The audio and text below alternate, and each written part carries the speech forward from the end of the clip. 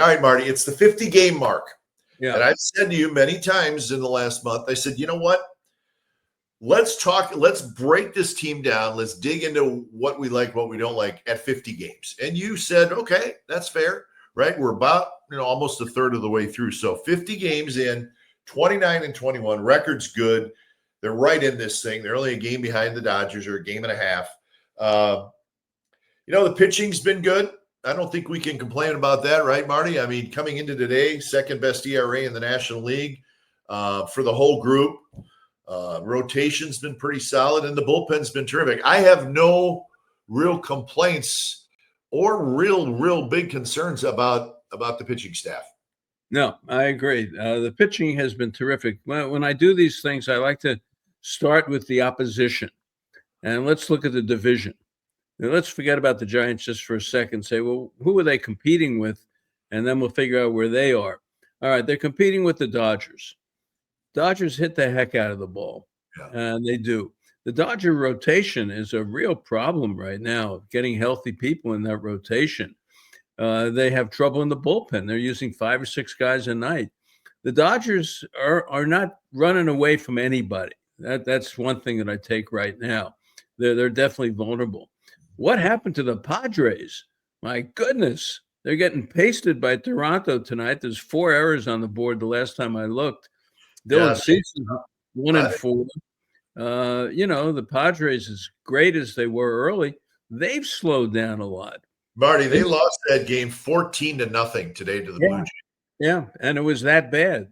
Yeah, Padres had 5 hits and 4 errors. So all of a sudden, they don't look good at all after a really hot start. So you start thinking about, all right, they're the Padres. Now, Arizona, we got a good look at, and they can hit. There's no question about it. We saw it in the 10-6 game. We saw it in the 8-7 game. They can hit the ball.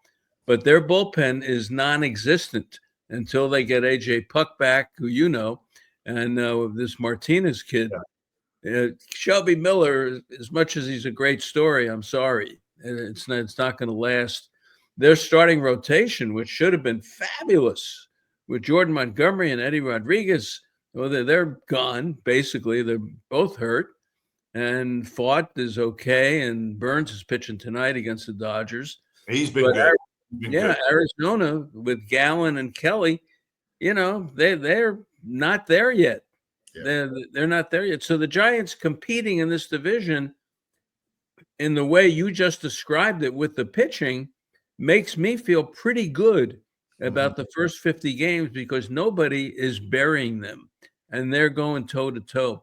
When it comes down to everything about this team, it's how they play in the West, because the West can score some runs. And that's where we're basically going to end up in this discussion, is scoring some runs. The West can score some runs. They're going to have to do their job in the West. But as far as the division is concerned, I think they're right there with everybody. Yeah. You know what? A couple notes about the NL West that I jotted down, Marty, to kind of piggyback on what you just said. The Dodgers, who playing the Diamondbacks tonight, rubber game of the series. Burns is pitching in that game. Right. But the Dodgers have a tough schedule coming up after the game tonight. They're at the Mets, at Cleveland, and then they come home and play the Yankees and the Mets again. Yeah. So it's a tough 2-week stretch coming up. Yeah. The Padres, I looked it up, Marty. On April 14th, the Padres were 14-3. Remember, the Padres and the Dodgers got off to a great start. So 14-3, the Padres were on April 14th. Since then, they're 13-17. Yeah. So again, I think you said it best. We can't figure out the Padres from year to year. Yeah. And now their lineup is fully healthy right now, right? And their pitching is, it's pretty good. And the lineup, everybody's in it. And here they are losing, 5 games in a row. And everybody loses 5 in a row. But again, after that hot start, they have been a below 500 team. So they're an interesting team to watch. You're never quite sure what you're going to get. And the Diamondbacks with Burns pitching tonight, Burns has started to throw the ball well. That's a big deal for them. I think if Gallen has been so-so, if Gallen can get turned around, now you got Kelly, Gallen, and Burns And get fought. your movement back, and they run around and score runs. So that's I'm glad you brought that up, and that's kind of where the National League West is right now, and where the Giants kind of sit amongst those other three teams. Yeah, and the Giants, someone pointed this out, are 17-17 in their last 34. Yeah. So if you do the math, that's 12-4 because they're 29-21 now.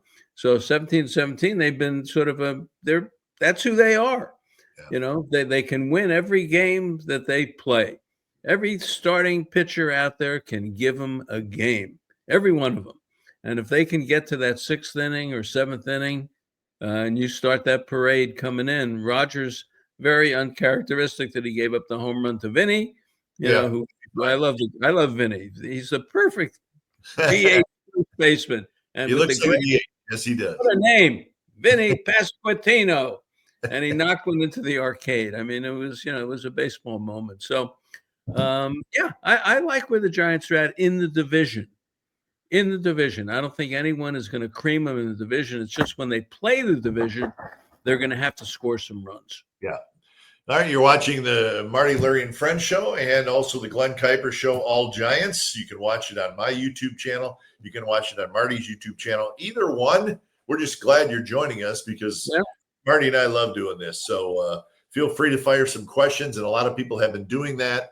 And most importantly, subscribe to both of us. We'll take you both. Why not? So So absolutely. Marty, here's the deal. This I felt like, okay, we're 50 games in. I need to give you my biggest concern, and it is a concern. And I want to give you some numbers because I've dug a little bit and see what you think. But we've talked about it. But the Giants against left-handed pitching has not been good this year. And I think right now that, in my mind, is the biggest concern surrounding this team.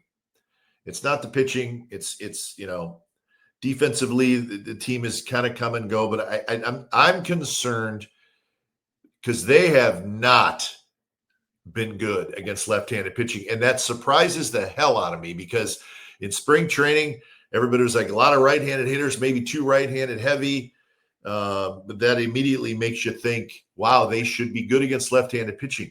And they have not been, Marty. And I want to get your general thoughts before I give you some numbers. But I will tell you this. The Giants are hitting 220 as a team against left-handed pitching so far this year with an OPS of 650. Yeah. That's not enough. No. So before I give you some more numbers, tell me what you think about what you've seen and should I be this concerned about it? Well, I think you should be concerned because my reason for why they're not beating lefties, look, a lefty is a starting pitcher. How many starting pitchers go 7? But they'll hold the Giants down for 5 or 6. Then you got to deal with a bullpen. But the fact is they're not knocking lefties out of the game. So why is that happening? And I was asked the question last night. Bonte sent me a text or something about lefties or the day before. And I said, I'll tell you why. Look at the lineup. You got Lamont Wade, who is doing nothing against righties and lefties, and against lefties, forget it. He doesn't even play. Casey Schmidt is a 0 right now. He's got to get better, but he was hurt. Fitzgerald's hitting 290, but he's been out a lot. These are the right-handed hitters who should be doing damage. But it comes down to the guy who's making the most money, and that's Adames. Adames has been up a lot where he can change a game, where he can get one hit, and all of a sudden a 2-1 game becomes a 3-2 game or a 4-1 game.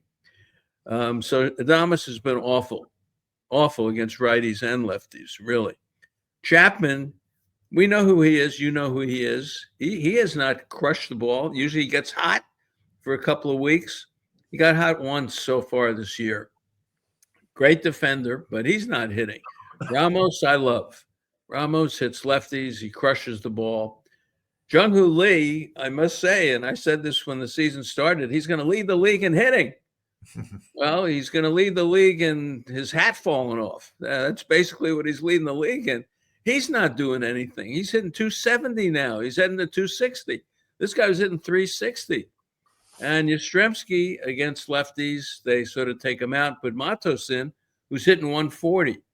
And then you get the catcher, who's hitting 160 or 170. And even Huff, who backs him up, is hitting, 100, 200, 7 for 45 or what have you. So my point is this, Glenn, look at the hitters. The guys who should be hitting are not hitting left-handed pitching. And it comes down to the big righties. Flores is killing it.